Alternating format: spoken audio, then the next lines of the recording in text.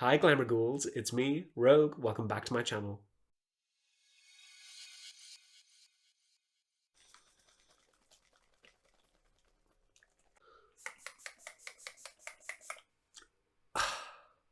Mercy. First off, welcome back to another monthly letterboxd recap. Secondly, if you're thinking, what the hell is going on with that hair? I don't know.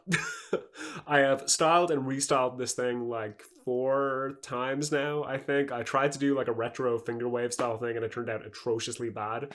Then I tried to do a side part. I tried a few other styles, then I tried to do a side part, and we can see this noticeable dip up here. Honey, it's just not the look. So we're gonna plow through. I think I look semi-presentable. Yeah, and we're just not gonna say anything in the comments, okay?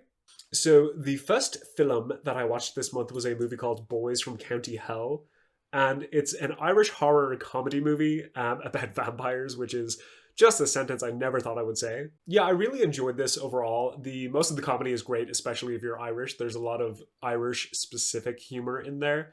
The cast are also fantastic. The story itself isn't anything special, and the ending kind of falls a little bit flat, but still, it's a good time overall. I would recommend this, especially if you're Irish. I gave it a 3 stars, which I think is a fair score, and you can watch this one on Shudder. Next up, we have Bride of Re-Animator, which this movie was a disappointment. I really love the first Re-Animator. I think that movie's pretty iconic. But this one it just feels like a mess. It seems to me that they were kind of banking on Barbara Crampton reprising her role in the sequel, and then when it just seems like Barbara Crampton was not available, and then at the last minute they had to write in another character to make most of their script make sense. It's similar in terms of quality to the first Reanimator movie, but you can tell the production was just all over the place. I gave it 2.5 stars, which I think is kind of charitable if I'm being honest, so I might change that. I think I also watched this on Shudder, so if you're into the first Reanimator and you don't really care about the plot, I guess I would recommend this. Taking a break from horror for a second, something you should know about me: I love live music. I love gigs. I'm a rocker girl, an alternative girl. So I really love watching music documentaries. And this one called What's Drive Us? What Drive? This movie is called What Drives Us, and it's directed by the lead singer of the Foo Fighters himself, Mr. Dave Grohl. And I would say this is a decent documentary. The whole premise is that it's kind of trying to, whether or not you're the biggest band in the world, like the Foo Fighters, or a small band just starting out, like Starcrawler, for example, that every band has the experience of getting a shitty old van and cramming your gear in there and kind of touring around. And I feel like it kind of loses track of that toward the end. It kind of loses the track of what message it was initially going for.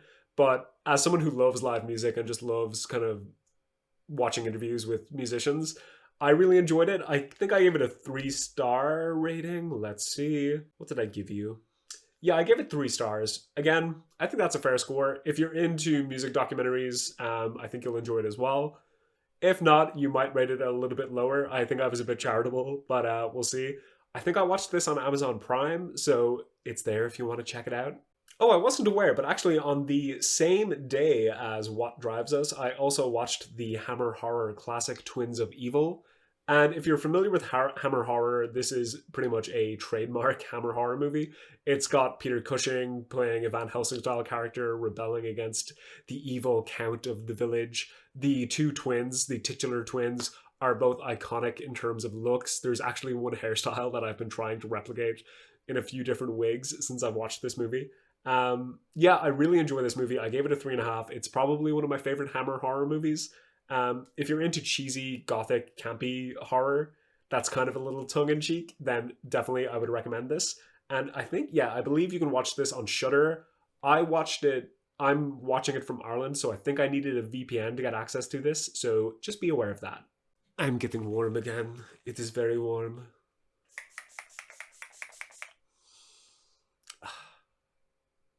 I was kind of on a Hammer Horror kick after watching Twins of Evil, so I browsed Shudder to see what else I could find, and I found the 1972 classic Vampire Circus. And this came out, I think, a year after Twins of Evil. Again, very similar in plot. You have a like a gothic era. There's a town, a village, I should say, kind of under the rule of an evil count, except this time the evil count is, I believe, it's been a while since I watched it, believe like stealing women and children from the town. The town gets overcome by like an awful disease and they're essentially put on lockdown. Can relate. But yeah, I overall it's a good time. The vampires are very sexy, so that's a bonus. There's some very erotic scenes in this movie, and then of course, being a Hammer horror movie, there's a lot of cheesy gore and crappy effects, but it has a charm to it. And again, if you're into all that, then I would definitely recommend this. I think I gave this 3 stars again, which is I'm not holding like a 5 star for a Hammer horror movie would be different to something like a 5 star for something like Halloween. In terms of a Hammer horror movie, I'm giving this 3 stars. Moving on then to the 8th of May, myself and my girlfriend watched Predator, which is obviously the movie where everyone on Earth has learned to do their Arnold Schwarzenegger impression. And I love this movie a lot. I ended up giving it 4 stars, and I think that's out of mostly nostalgia. I went through a huge Arnold Schwarzenegger phase when I was a kid. I was obsessed with all of his movies. But I do think this movie kind of stands on its own merits. I mean, the creature itself, the Predator itself, is one of the most iconic designs of all time. And yeah, I ended up giving it 4 stars. I watched this on Blu-ray, so I'm not really sure what streaming services you can find this on. Next up, on the 12th of May, moving back into horror territory, we have Crimson Peak, directed by Guillermo del Toro. And a lot of people have been telling me to watch this movie for a very long time. I think a lot of people count it as their favorite Guillermo del Toro movie. I liked this movie a lot, but I have a few major problems. I have one major problem with it. Yeah, I didn't like Edith in this movie. I think the actress who portrayed her, Mia Wasikowska, I'm definitely not pronouncing that right, but please no, I mean no disrespect. I think that performance just fell kind of, I wouldn't say flat, but it was kind of all over the place. It seemed like she was supposed to be American, I believe, and her accent was kind of all over the place, like myself. And yeah, just in terms of her emotion, there doesn't seem to be a lot of range. This might be, I am not an actor. I am not qualified to comment on this at all. But to me, it just seemed very dull, and it didn't seem like there was a lot of variety. But I do adore almost everything else about this movie. The production design is amazing. The effects, both practical and CGI, work very well together. It's probably like the house is one of the most iconic set designs of all time. It is just so unbelievably gorgeous. And yeah, I gave this 3 stars, and I'm trying to think, I must have had some other problem with it besides the acting. Oh yes, no, yeah, the twist, that wasn't a twist really. It was kind of predictable. So for that and the main Edith herself, I gave it 3 stars out of 5, and I think I watched this one on Netflix. It should be available in UK Netflix. I'm pretty sure it's probably available in most countries. On the 15th of May, I sat down at my parents' house and we watched Nobody, which is an action movie directed by... No, not direct. Oh yeah, directed by Ilya Naishuller, and it's starring Bob Odenkirk, who we obviously know as Saul Goodman from Breaking Bad and Better Call Saul. And this movie is an unashamed John Wick ripoff. It's kind of like, what would John Wick be like if he was a dad, I guess? The action scenes are all over the place. You never really feel like Bob Odenkirk's character is in any real danger. The music kind of sucks, and there are some just actual what the fuck moments, not in terms of they were trying to do anything new, but it's just so wacky and doesn't seem like it's supposed to be taken seriously, but also it's not comedic. Chris Lloyd is also in this movie, but he doesn't do anything. It's just all over the place. I gave it 2.5 out of stars, but I am happy to say my dad really enjoyed it, so that's something. Checking my makeup. Do I still look okay? I hope I still look... I feel like I'm melting. Later that night, when my parents had gone to bed, I stayed up a little bit and I stuck on the original 1988 Child's Play, directed by Tom Holland. And I haven't seen this movie since I was about 12 or 13, maybe. And I have to say, genuinely found it kind of scary. A lot scarier than I remember. And I think it's just because, like, from the child's standpoint, like, the kid knows what's up with Chucky, and no one believes him, and the kid is in very, like, imminent danger, and that just, I don't know, that puts me in an uncomfortable position. And I gave this movie 4 stars, which I think is a very fair rating. It's an absolute classic, so I don't feel like I really need to go into too much detail about my opinion here. Going from a movie I really enjoyed to one I thoroughly disliked, it is The Reckoning from 2020, and I watched it on Shudder. It's directed by this guy, Neil Marshall, who I believe is the same dude who did The Descent, which is a movie that I know kind of has a lot of praise in the community, and it's something I haven't seen yet, but I've been meaning to check out. But this movie is just a shit show. The cinematography is all over the place. It's supposed to take place just after the Great Plague, in a time where witch hunting is a thing that's happening. The main problem I had with this was the production design. The first thing I noticed is that everything looks way too clean to be taking place in the era it's supposed to be. Like, these people are literally living in an age of pestilence and rot, and for some reason they have makeup. Their hair looks perfect. The fucking boards in the like everything's made of wood back then, right? The boards, the counters, the tables, everything looks like freshly varnished and sanded. It just looks stupid.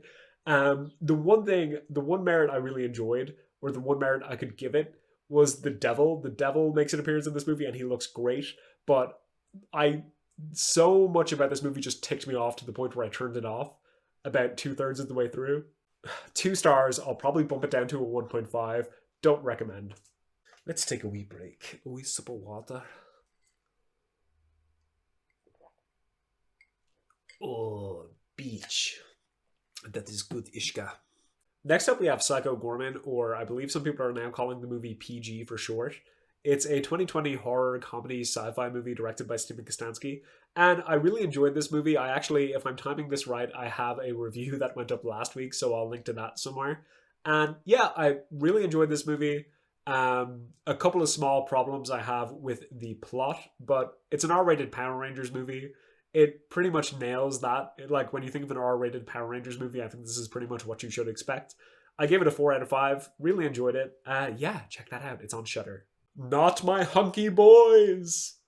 On the 20, oh my god. Then on the 23rd of May, I sat down to watch Evil Dead from 2013, and this is a remake that I went to see originally when it came out, and I really enjoyed it then. After watching it again, less so this time. I think the movie just kind of meanders until maybe the last 20 minutes or so, where it suddenly becomes an Evil Dead movie. But yeah, criticisms about this movie, the surrounding characters, anyone around the main character Mia just kind of falls flat, including her brother. The story for why they're at the cabin is kind of weak. I feel like it could have been fleshed out a little bit more. Yeah, I really like the gore in this movie, and the lead actress who plays Mia, Jane Levy, from who I would know from a little show called Suburgatory, if you've ever seen that. She's fantastic, and kind of the mixture of the gore and then just her performance at the end for the last 20 minutes or so kind of redeemed this movie for me. So I ended up giving it a 3.5, which I think is pretty fair. And I believe I watched this on Amazon Prime. If you have Prime Video, you can check it out there. Last, but certainly not least, what date is today? Today is the 30th of May. So on the 29th of May, I sat down to watch Suspiria 1977 for the first time, directed by Dario Argento. And I'm kind of obsessed with this movie. I think it's possibly my second favorite horror movie of all time. I kind of went into this one, if anything, a little bit overhyped, because so many people were telling me, go in blind, girl. No, don't read anything about the movie. Just sit down, watch it, and tell us what you thought. And yep, this movie is a vibe. It's the first thing that sticks out. The first thing I always think about is the cinematography. It is beautifully shot. Some of the scenes in this movie are just mind-blowingly beautiful. There are other parts in the movie that are just have that kind of Italian wackiness to it, like the dialogue at the very start of the movie where she's like, oh, girls with the names that begin with S, they're snakes. Kind of very goofy at times. The effects have somewhat aged poorly, but I think the plot kind of isn't much of a plot at all, really. The plot kind of falls by the wayside just to how beautiful this movie is, but it's still thoroughly enjoyable. And I'm not going to talk about the twist, but like the last few frames of the movie where we see a certain character kind of, oh, I don't want to spoil this. No, I can't talk about this. Maybe I'll do a Suspiria thing. I don't know. But the last few frames of this movie, I just absolutely adore. I think it's such a serve. And yes, I gave it 4 stars. I really want to give it more, but knowing the problems I do have with the movie, I don't feel like I can. I would absolutely recommend it. It is wacky. It is a vibe. It is beautiful to look at. There's just so many things going for this movie. It's such a memorable experience. I know I'm just new to it, but I do think that it's kind of just essential horror viewing in my mind now. I'm really curious to check out the remake also. I've heard it's kind of controversial, so I'm excited to see why.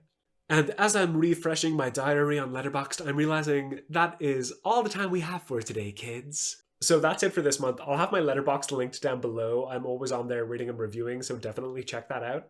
In the meantime, if you're looking for more horror and more drag, be sure to subscribe and give this video a like. I would really appreciate it. Until next time, stay glamorous, stay ghoulish.